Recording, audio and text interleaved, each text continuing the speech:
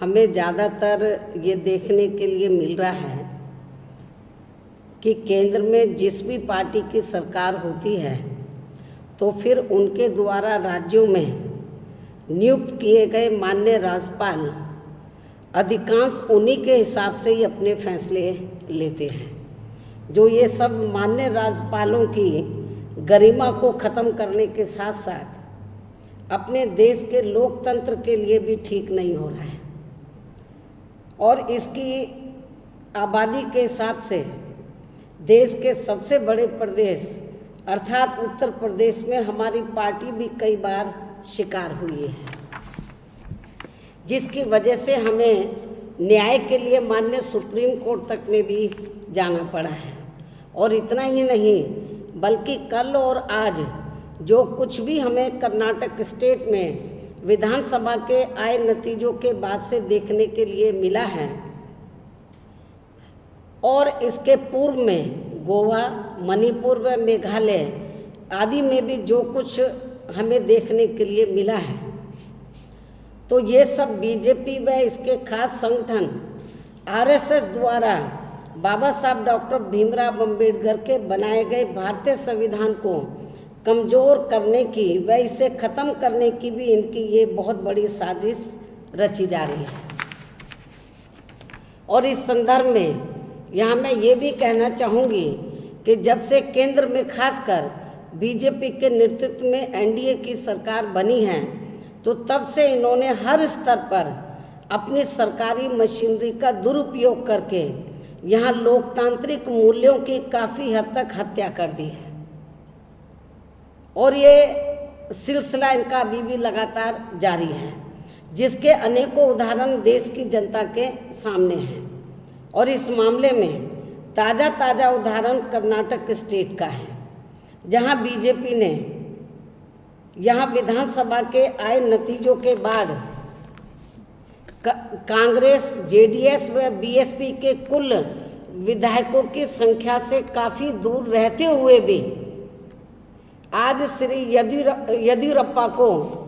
मुख्यमंत्री के पद की शपथ दिलवा दी है, जो अति निंदनीय है। और इसकी हमारी पार्टी कड़े शब्दों में निंदा भी करती है। और ऐसा करके इन्होंने इनको शपथ ही नहीं दिलाई है, बल्कि लोकतंत्र की भी एक प्रकार से इन्होंने आज यहाँ हत्या की है। लेकिन इससे ये बात भी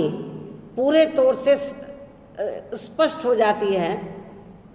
साफ तौर से व पूरे तौर से स्पष्ट हो जाती है कि बीजेपी व इनका आरएसएस संगठन ना तो अपने देश के भारतीय संविधान में और ना ही इसमें निहित लोकतांत्रिक मूल्यों में भी विश्वास रखता है, जो केंद्र व राज्यों में इनके सत्ता में रहते हुए अपने देश की जनता के उज्जवल भविष्य के लिए शुभ संकेत नहीं है। ऐसे वर्तमान हालातों में अब हमारी पार्टी माननीय सुप्रीम कोर्ट से ये विशेष आग्रह करती है, अनुरोध करती है कि वह अपने देश के संविधान को व इसमें निहित लोकतांत्रिक मूल्यों को बचाने में अपनी अहम भूमिका निभाए। इसके साथ साथ यहाँ मैं कांग्रेस पार्टी को भी ये सलाह देना चाहती हूँ कि इनको भी कर्नाटक स्टेट में विधानसभा के हुए आम चुनाव में अपने राजनीतिक लाभ के लिए आगे भविष्य में किसी भी चुनाव में अपनी चुनावी जनसभाओं में ऐसी भाषा का इस्तेमाल नहीं करना चाहिए जिससे उल्टे बीजेपी व आरएसएस को ही फायदा पहुंच जाए। और इस संबंध में जैसा कि ये विदित है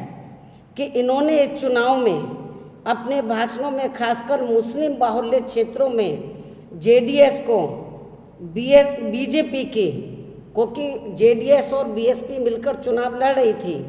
तो इस संबंध में जैसा कि ये विदित है कि इन्होंने इस चुनाव में अपने भाषणों में खासकर मुस्लिम बाहुल्य क्षेत्रों में जेडीएस को बीजेपी की बी टीम बताकर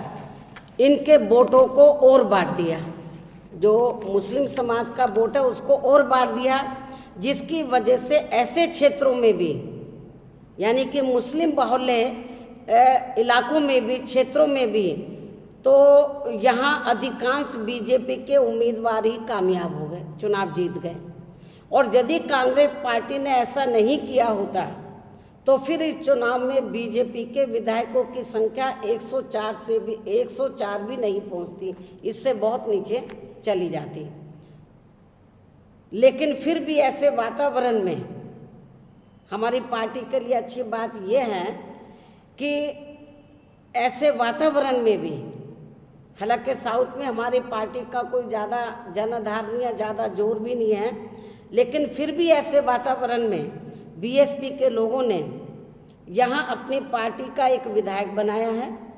और इसके साथ साथ अपने गठबंधन दल अर्थात जेडीएस के उम्मीदवारों को भी काफ़ी कुछ अपना वोट ट्रांसफ़र करवाया है।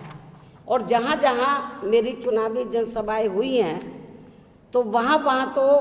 बड़े पैमाने पर जो बीएसपी का बेस वोट है, दलित बेस वोट है, वो जेडीएस के उम्मीदवारों को ट्रांसफ़र हुआ है। और बीएसपी के लोगों ने और ख़ास तौर से जो दलित वर्ग के लोग हैं, जो बीएसपी का बेस वोट है ना, उन्होंने मेरी अपील पर ध्यान दिया और जेडीएस के उम्मीदवारों को भी उन्होंने अपना वोट ट्रांसफ़र कराया है। तो इसके लिए मैं उन सभी का अपने केंद्र यूनिट की ओर से पूरे तहे दिल से आभार भी प्रकट करती हूँ।